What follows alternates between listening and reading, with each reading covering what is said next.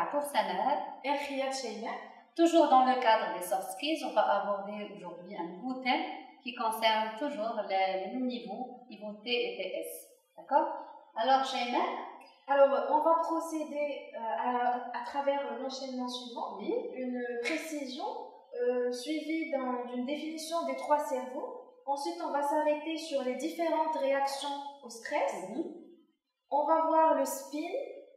Ensuite, un petit exemple d'un scénario stressant qu'on va élaborer ensemble. Et pour finir sur les solutions, les étapes pour progresser, effectivement, déstresser pour progresser. Oui, alors on va passer par... on va commencer d'abord par une définition du stress. C'est quoi le stress pour mieux le comprendre, bien sûr avant de le gérer. Il faut savoir que le stress est une réaction automatique.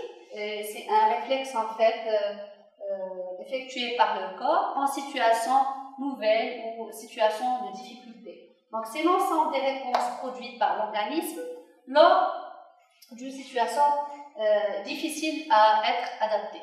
D'accord? On a un processus bien sûr, qui concerne la stimulation de certaines émotions.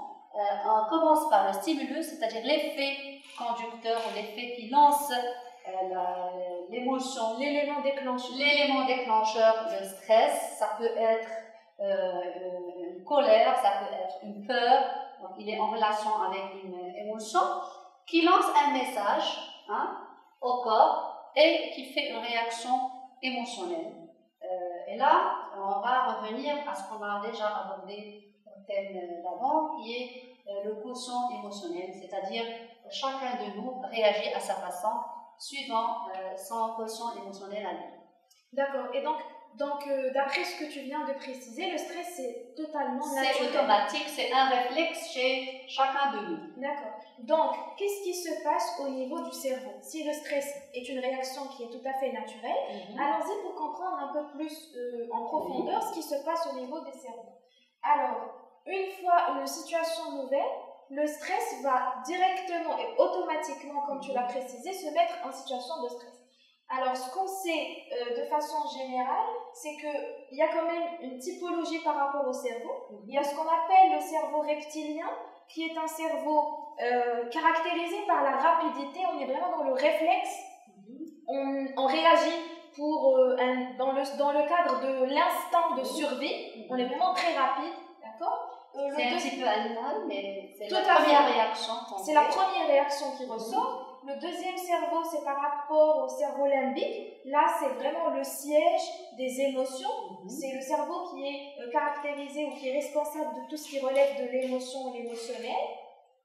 Et le troisième cerveau, c'est ce qu'on appelle le cerveau, le cortex, si vous voulez. C'est un cerveau qui est très caractérisé par le fait de suivre des fonctions intellectuelles très logiques. On est dans le rationnel. Et donc, c'est tout à fait le contraire du reptilien. Là, il y a quand même une bonne partie de temps qui est consacrée à raisonner. Voilà, on est dans le raisonnement. Alors qu'ici, c'est vraiment la rapidité.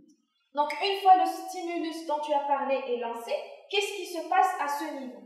Alors, le cerveau reptilien, qu'est-ce qu'il va faire? Eh bien, il va tout de suite réagir. Il va tout de suite réagir très rapidement. Il va donc lancer la machine, en produisant ce qu'on appelle l'adrénaline ou le cortisol.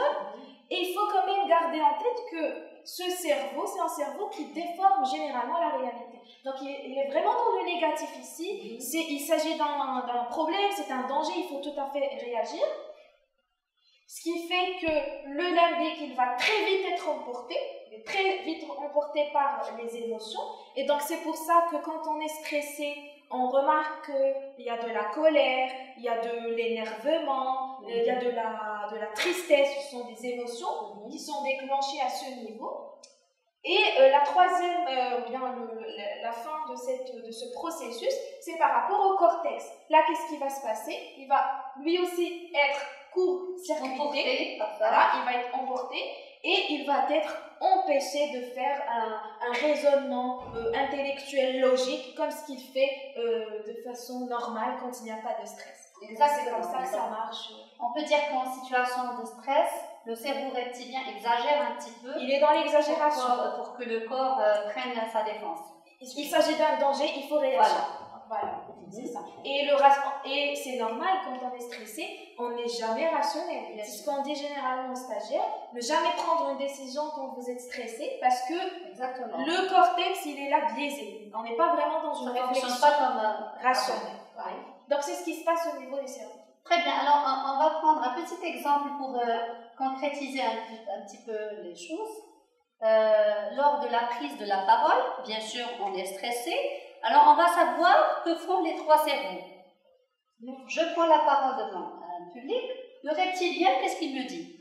Donc, il va me dire des choses qui vont déformer la réalité. Il va me dire que c'est un thème nouveau, c'est difficile, tu n'as pas l'habitude de parler devant un public, tu ne maîtrises pas la langue française, tu es nul, tu es incapable de parler devant un auditoire. Donc, on est vraiment dans l'exagération.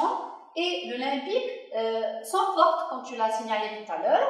Alors, il a peur de présenter le contenu parce qu'il croit que c'est nul.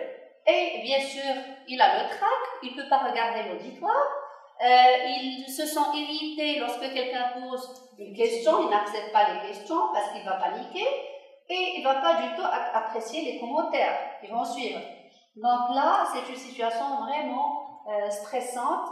Le cortex, avec toutes ces informations, il devient incapable, comme tu l'as dit tout à l'heure, de structurer, de fonctionner, de classer, d'organiser les idées. Donc, il perd les mots, il panique et on est en totale situation de stress. Et là, on arrive à, comme on voit sur l'image, incapacité de s'exprimer devant un auditoire. La perte de mots, je dis un peu. Oui, panique, je dis des choses qui sortent. Oui, parce que je suis vraiment ruinée avec le vrai sens du terme. D'accord.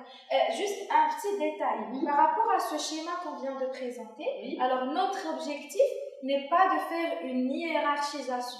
C'est-à-dire, on n'est pas là pour vous dire, écoutez, le reptilien, il est mauvais, le limbique, bon, ça va, et le cerveau qui est intéressant, c'est le cortex. Il s'agit d'un processus. On vous a présenté cette schématisation pour que vous puissiez comprendre qu'est-ce qui se passe au niveau du stress. Et quand vous allez comprendre, ça va être facile pour vous de gérer. Voilà. Et il faut signaler qu'il y a des situations où on a besoin de cette exagération de reptilien. Par exemple, quand on est en situation de danger, on a besoin de cortisol et d'adrénaline pour fonctionner et rapidement réagir sur le champ pour se défendre, pour se sauver si vous voulez. C'est ça, c'est pourquoi on dit qu'il n'y a pas de hiérarchisation. On a besoin aussi du reptilien. S'il y a un moment de danger, c'est lui qui va faire en sorte qu'on va se mettre à fuir sur le champ. Le mécanisme est fait fonctionner tout cela. Très bien.